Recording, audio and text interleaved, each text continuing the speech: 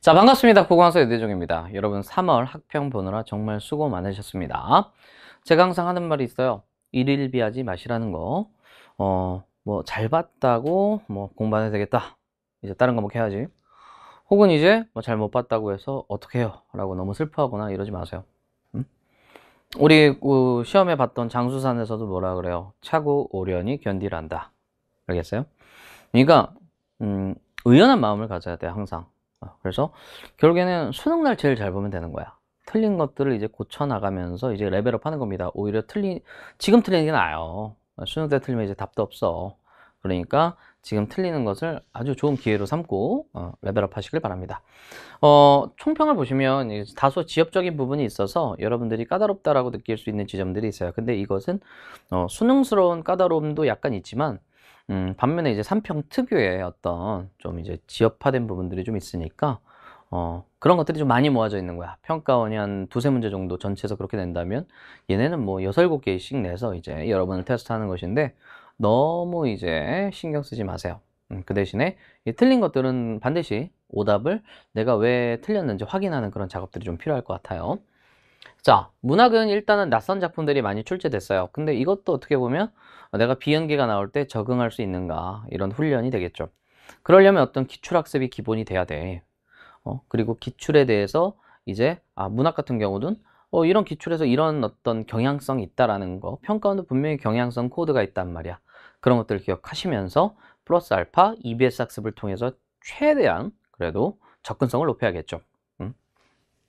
특히 이제 낯설면 좀 어려운 학생들은 기본적으로 EBX 문학 학습이 굉장히 필요하겠다라는 생각이 좀 들어요.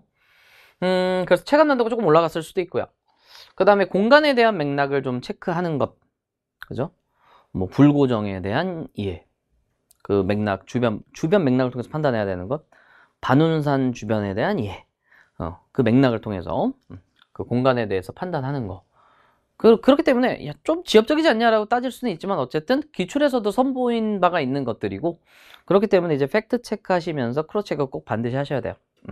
잊지 마시고요. 자, 그 다음에 이제 독서 같은 경우는 이렇게 인문통합, 사회, 과학기술 이렇게 지문이 나와 있는데 기니디 비판 문제가 있었죠. 기억, 니은, 디귿을 바탕으로 해서 세부 정보를 통해서 이제 비판, 반박하는 문제가 있는데 어쨌든 세부 정보예요. 그러니까 기억, 니은, 디귿 문제는 단어 자체와 주변 문맥을 반드시 보면서 풀어야 돼.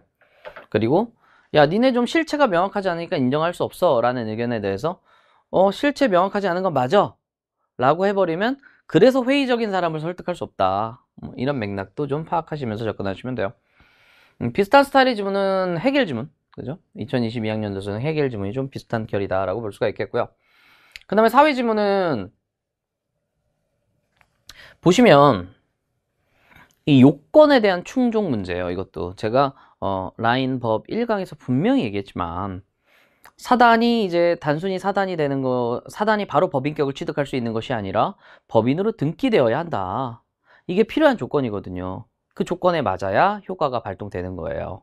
그러니까 여기도 마찬가지로 이제 성립요건주의와 대항요건주의를 구별하면서 얘네의 필요 조건은 무엇일까라는 걸 생각하면 좀 더 매끄럽게 문제를 풀 수 있었어. 항상 항상 이 법과 관련된 것들은 기본적으로 요건에 대해서 요건이 충족됐을 때 발현되는 효과 및 그 요건 자체에 대해서 좀 정확하게 이해를 하고 있어야 풀리는 문제들입니다.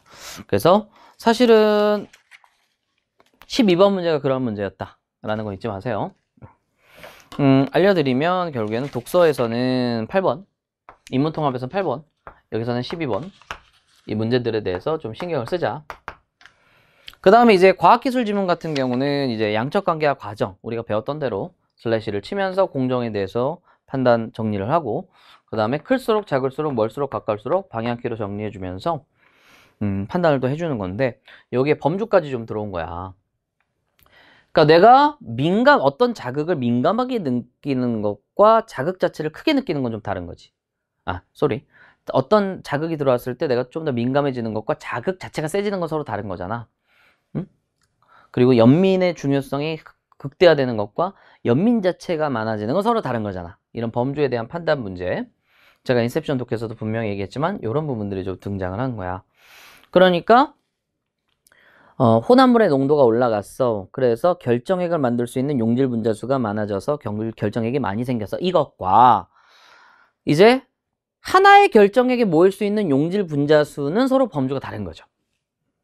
용질 분자수 전체가 많아지는 것과 하나의 결정액에 모여있는 용질 분자의 수, 이건 서로 다른 범주입니다. 이걸 구별해야 문제를 풀 수가 있었던 그런 어떤 거예요. 그래서 이런 것들을 좀 유의하시면서 접근하셨으면 아주 난도가 어려운 지문은 아닙니다. 이런 것들이. 하지만 내 생각에 이런 낯선 작품이라든지 이런 어떤 약간 지엽적인 부분들로 인해서 여기서 조금 시간이 모자라지 않았을까라는 생각 들어요. 나머지에서 시간을 좀 뺏겨서 말입니다. 그래서 꼭 집에 가서 한 번 더 풀어보시는 것을 추천드립니다. 그 다음에 이제 엄매 같은 경우, 선택 과목 중에 엄매 같은 경우는 지문형 문법.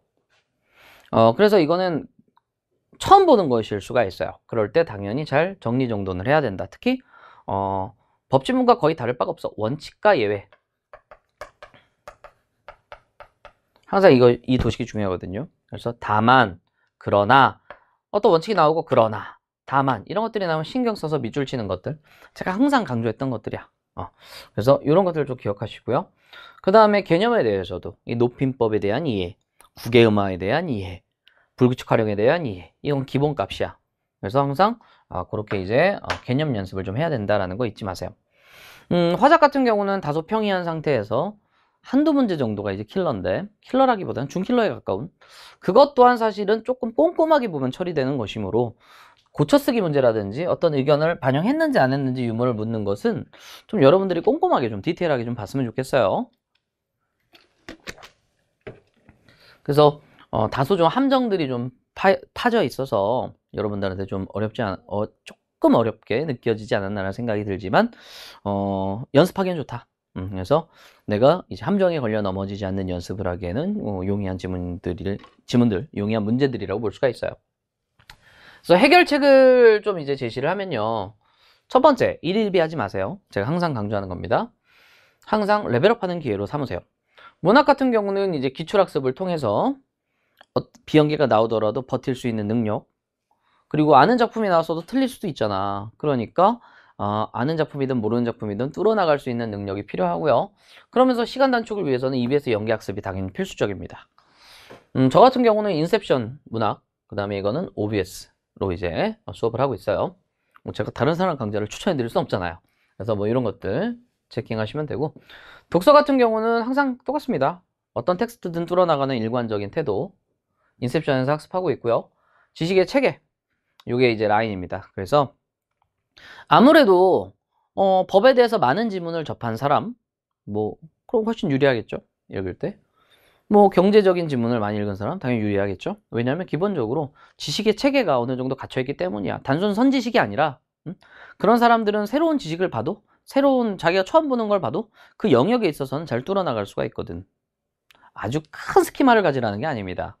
좀 수능에서 적용할 만하고 적응할 만한 그런 스키마를 이제 라인 시즌 1에서 이제 갖추게 될 것이고요. 이제 선지식은 바로 집어넣기보다는 좀 시간이 좀 흐른 다음에 이걸 갖춘 다음에 이제 라인 시즌 2에서 이제 점검을 할 것입니다. 그래서 이렇게 이제 접근을 하면 됩니다. 그래서 여러분은 이제 텍스트 일관적 학습, 그 다음에 지식의 체계, 그 다음에 선지식까지 넣어서 기본적으로 시간 내에서 문학도 독서도 좀 매끄럽게 해서 여러분이 검토할 수 있는 시간까지 좀 확보하는 게 좋을 것 같아요. 그 다음에 엄매 같은 경우는 개념 학습 굉장히 중요합니다. 약간 미시적인 개념도 조금 학습을 미리 해놓는 게 아무래도 지문과 보기를 읽는 데 도움이 될 수가 있어요. 엄매 총론이 그러한 역할을 하고 있고요.